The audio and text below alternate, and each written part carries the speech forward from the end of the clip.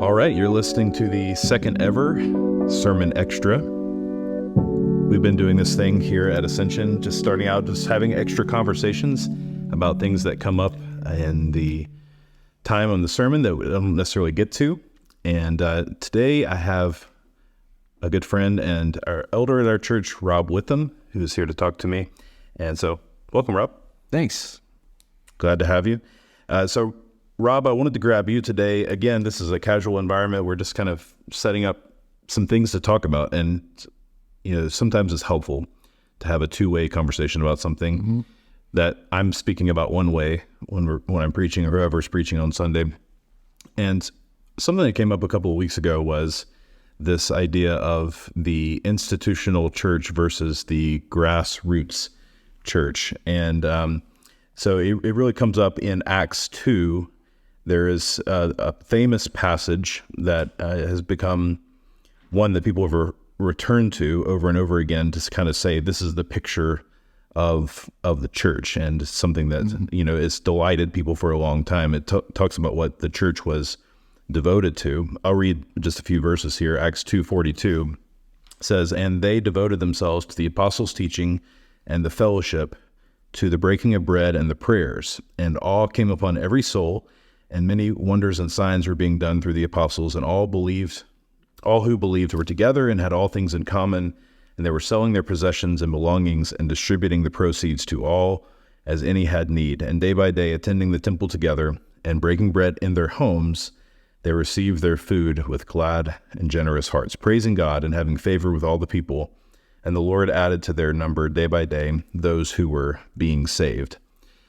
That's kind of the idyllic picture of the early church, right? And that obviously that passage has captured a lot of people's hearts and attention. It's a beautiful picture of the church. One of the things I want to talk to you about, though, Rob, is that the romantic view of that is that this church was totally grassroots, totally in each other's homes. It spawned like modern movements like the missional community movement, which would be like church is only ever supposed to be in people's homes. And really institutionalism, you know, think about, oh, it wouldn't be so beautiful that they didn't have denominations then. They didn't have like buildings, pastors weren't paid, you know, things like that. Like it was so beautiful back then if we can only get back to that grassroots. Have you heard that kind of perspective before? What's your kind of general take on that? Yeah, I've heard that for a long time. I mean, there was a time in the probably late 90s, early 2000s, I feel like everybody I knew, every Christian I knew was trying to be in like a house church, and that got weird really fast too for a lot of people. So it's, like I think maybe the general principle, at least that I've seen at work, is an idea of like what authenticity means in a church environment. And so I think for a lot of Christians, there's this idea that the less centralized things are, the less formal, whether it be a liturgy or a structure or pastoral, staff or whatever, the less formal things are, the more authentic they are. That's kind of a cultural thing. I think that's, maybe we blame grunge for that or something. I don't know. Like just there's the idea that like the negative side would be like the sloppy or something is, the more real it is. And I think that's partially what's at play in kind of our romantic view back and looking at the early church that way. And then sort of looking the other way, the more structured something is, the less authentic it is, and the more messed up it's going to tend to be. I don't think either one of those is really true. I mean, I think we've all seen, examples of decentralized church that gets really messy and bad. And there's also there's tons of examples of big institutional church issues and things go very bad and are very inauthentic too. So I don't really think one or the other is necessarily better or even called for. It's just we see examples across the board. I kind of tend to think that we don't have all the information. I mean, we're given a very small snippet about the early church, right? And we're not hearing about all the difficulties either that came along with what was happening. And I don't think a larger institutional church necessarily excludes the things that were good about that description. So like sharing of resources, loving one another, breaking bread, those are all things that a more structured institutional church should and can strive for as well. So the size or the strength of the institution isn't really that relevant, I don't think, to that. I heard a pastor one time say that everybody wants to go back to the early church, but no one wants to pastor the church at Corinth. Because they had so many issues.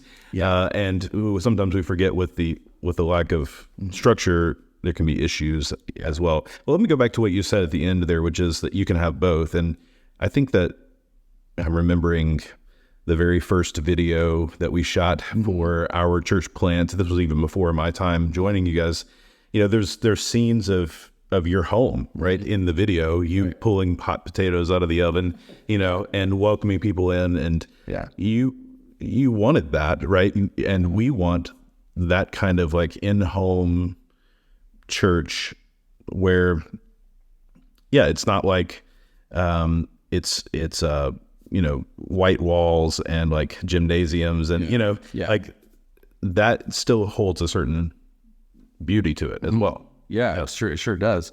Yeah, and to me though, that is in no way at war with the idea of a more formalized institutional church. I think both of those things are part of what the church is called to do and be, and so I don't see those things as being mutually exclusive at all. Like at all, I don't see why they would have to be that way. Well, it seemed if you read the passage, and this was the point I made in the sermon, they were meeting in each other's homes, and they were also gathering at the temple, right? And which is.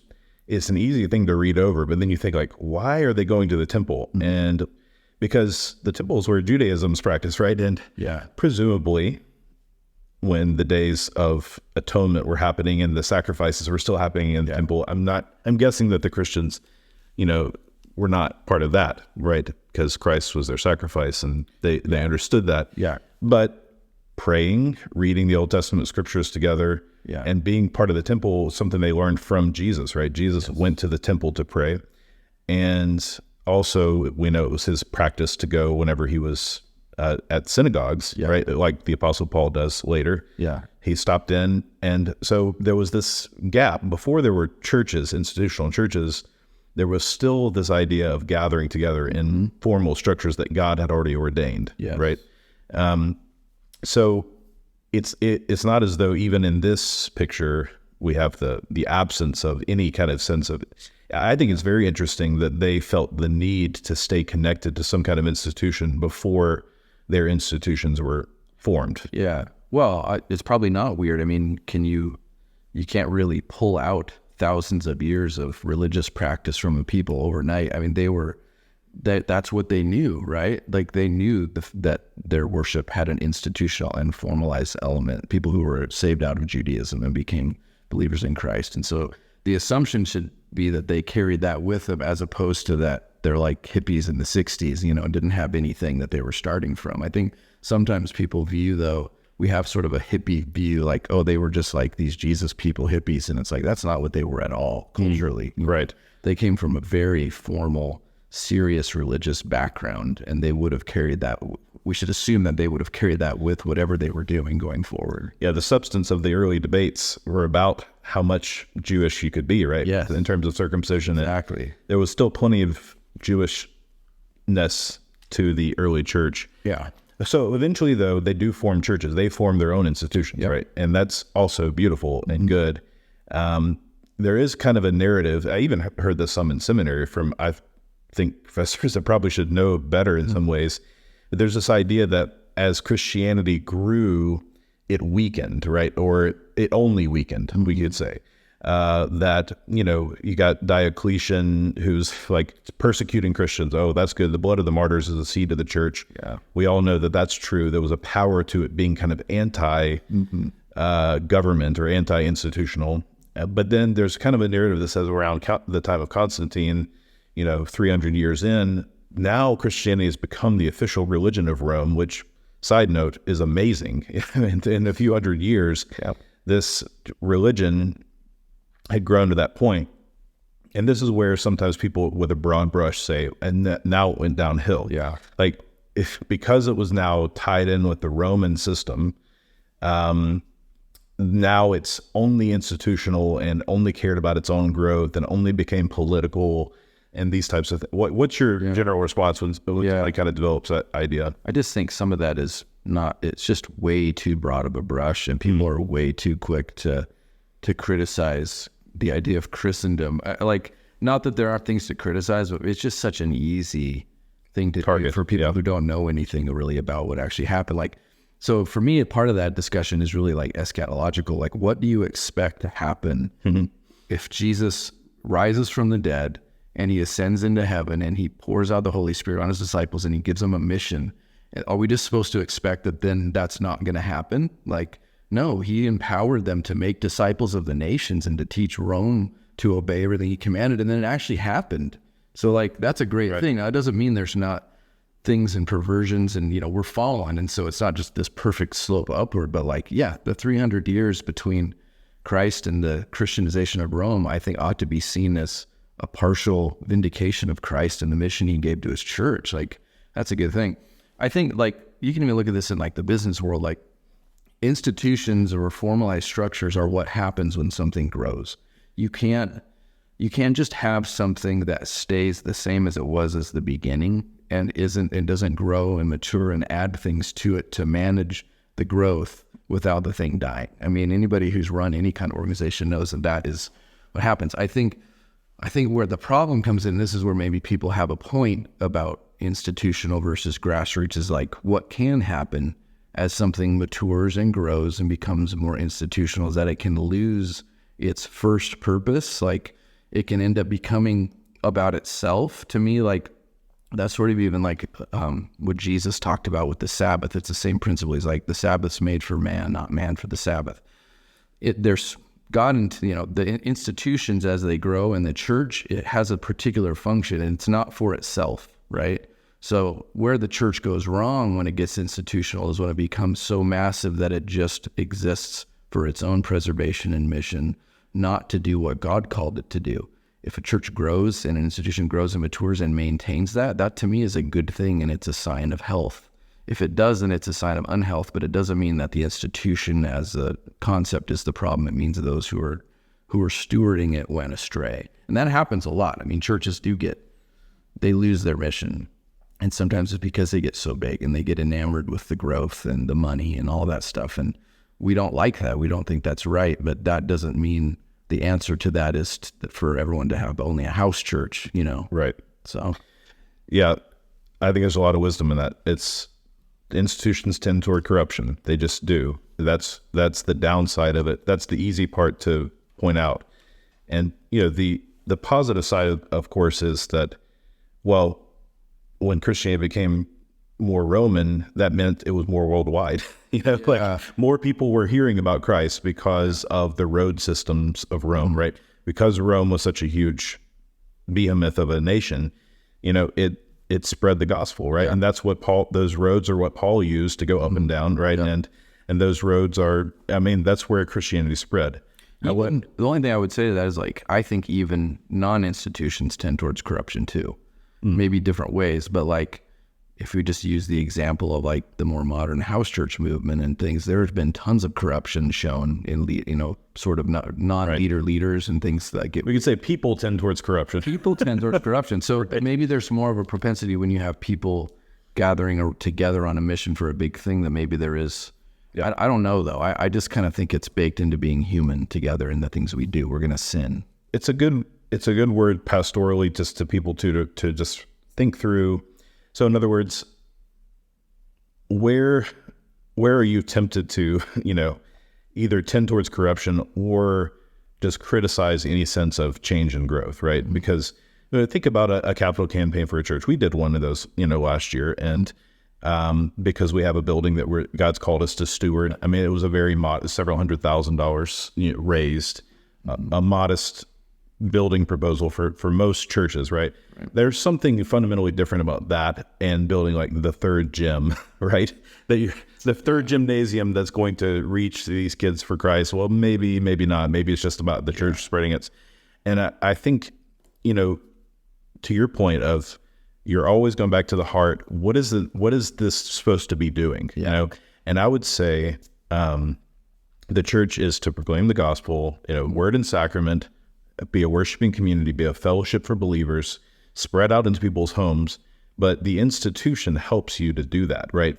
Having a gathering place for a building, for instance, helps you do that. Having a pastor that's full-time helps those systems do that, right? Having a denomination keeps you from going wonky in terms of your theological, proclivities. Yes. And so those all have a function. They just aren't the function Right. of the church. Yeah, I think that's a good way to say it. Yeah, that is the challenge of growing good, godly institutions, is that the leadership of those would stay just razor focused on what the God-given mission is of those things, and make sure that whatever they're doing, however much money they're bringing in, they don't become, like the U.S. government, where it's just like going anywhere and everywhere. It has nothing to do with the basics.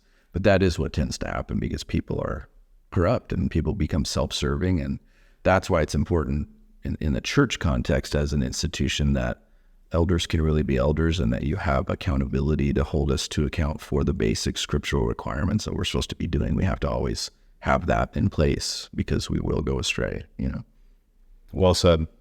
So before we leave this conversation, let's talk for a second about non-church Christian institutions, because the church is an institution. We're saying here, it can't just be an institution. There's some downsides to that. But there's this whole other realm of Christian institution, right? Mm-hmm. Christian schools, Christian nonprofits, Christian political organizations. What's your general take on Christian institutions? Do you think they're important? Do you think they're dangerous? What's your general? I think they can be really important. I would add hospitals to that. At least in the past, they would have been considered, and there still are. Think of their names: Mercy, Compassion Center. Yep. Yeah, Christians were on the forefront of forming those hospitals, and you still see some of that to this day. St. Joe's, the closest one to us is a Catholic hospital. Mm-hmm. So to me, it goes back to the Bible doesn't demand anywhere, you shall have institutions. If we're being faithful, though, in the endeavors God's given us in general, that is a way that humans gather together and succeed and grow, is by forming institutions. So it's kind of just like what happens. Mm-hmm. And so by that, I think it can be a very good thing. I think Christian schools are extremely important. I don't think the church as an institution has been given the mandate or the elders haven't, to also shepherd schools. However, I think if the church is doing a good job shepherding its people in vocation and child rearing, schools will be formed out of the churches, which is what has happened historically. And that's a very good thing. If the church and Christians take seriously a mandate to see children educated as Christians, yes, you're going to band together and you're going to create means to do that. And that would include, homeschool co-ops, things like we're involved with Classical Conversations is sort of a small institution that's grown up, that's really grown around the idea of classical Christian homeschooling. So those things I'm in huge favor of. Christian nonprofits are all over the map. That's a hard one to answer. There's probably some Christian nonprofits that aren't necessary and aren't really doing that great of work, and there's ones that are doing great work. I think you'd have to evaluate each one of those, scripturally, to understand if what they're doing. But you're not de facto against them just because they're Christian based, right? No, not at all. Where Christians have been against, there was a little bit of a movement against sort of Christian nonprofits or parachurch organizations. I feel like maybe in the 90s, I would always hear about that. Yeah. But I think what would happen sometimes is Christians would participate in those at the expense of participation in the church. Things like Campus Crusade or, InterVarsity, like some college students make that their church. I think that can be problematic, because those institutions are not elder-led, and they're not constituted by the gospel to do gospel work in the sense of being a church. Mm-hmm. So that kind of goes back to the idea of institutions being what they're called to be, though. And so staying focused on that. So that can be probably stuff Christians do when they are doing their callings and vocations lends towards that, but it's not the exact same thing as a church calling. Yeah. But I think in general, if Christians are faithful to the calling to work as unto the Lord, to build things, to make things, to band together, to build culture, I don't see how you're going to get away without making institutions. It just seems to be the way God made the world. That's right. And I think there's a general feeling in today's culture, broad brush, not just Christian culture, that does not value institutions like people should. There's no respect necessarily for maybe what our previous generation did to build something. In a similar way, in a similar vein that we were talking about in the church, there can be a dismissal of institutions or the work that people put in because we can see the flaws 30, 40, 50 years in, how things have gotten, messed up a little bit. But truly, Christians have provided healthcare for millions of people, Yeah. hundreds of millions of people. Yeah. Christians have taught people not just the Bible, but how to reason, the foundations of Western learning, right? Have Christian origins. And so it's a call to us to not always hate institutions and to start them. I think that there's probably going to be more of a return towards starting institutions because we have just neglected that piece, as you mentioned, for so long. In the 90s and 2000s, there was kind of a general push. We don't need these things as much. And, I don't think it's the reason that society is off necessarily, but it's part of that kind of corruption that we don't have those backbone institutions as strong anymore. Yeah, and I think maybe Christians are realizing the cultural institutions we have, the ones that are not Christian by calling or nature, don't serve us in general as well as maybe they did 50 years ago, where there was more of a Christian kind of consensus behind, say some of the big universities, like Haley, Harvard, Yale, like those started as explicitly Christian institutions of learning. It's all over their campuses, written in stone everywhere. Christians are realizing, I think wisely, that those places in reality they aren't serving that mission anymore. And so what are we going to do? Well, we have to start our own, to be able to be faithful to God's calling. We can't just assume that what the culture gives us for institutions is going to serve our mission anymore. It really largely doesn't. So it doesn't mean we can't participate in those other institutions, but if we're mission oriented, we're going to want to make those things.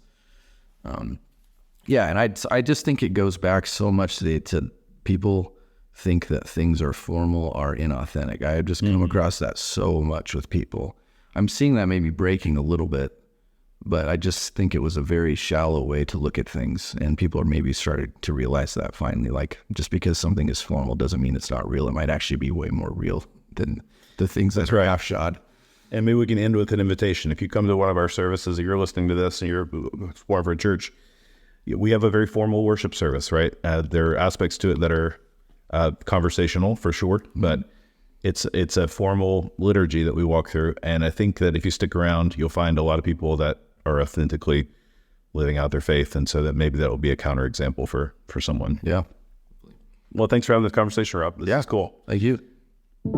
Thanks again for listening. To access more resources for your walk with Christ, please visit us at ascensionphx.org.